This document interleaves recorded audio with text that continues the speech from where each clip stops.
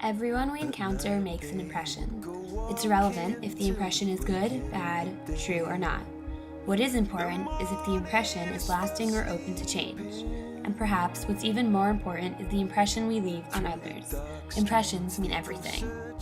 To see God in their own way. Save the night time for your weeping.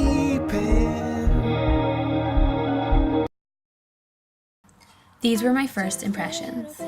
I have a friend named Shoshana, so Shoshanta's name was easy to remember. Ruth thought that I was Audrey.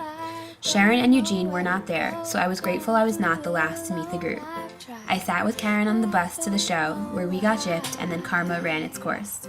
I remember Diego from his performance at Outward Bounds. Christy said she was from Yonkers, and in my ignorance, I assumed Yonkers was only the area I recognized close to Riverdale, and so I was excited to meet a neighbor. Andrew had hair longer than mine and biked from Brooklyn. Davi gave everyone a kiss on the cheek when he first met them, and he looked like the boy from the Jonas Brothers. I struggled to not butcher with my American accent the pronunciation of Garcia's name, and Joshua wanted to be called Joshua, despite my tendency to try and nickname him Josh.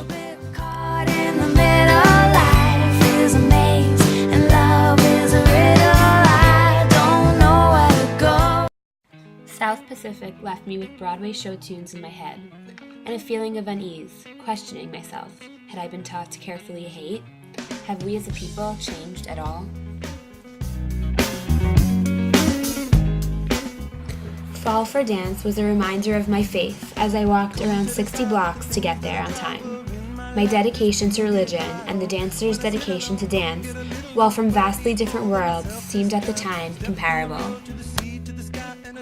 In conflict, ironically resolved all conflicting thoughts I had about the war.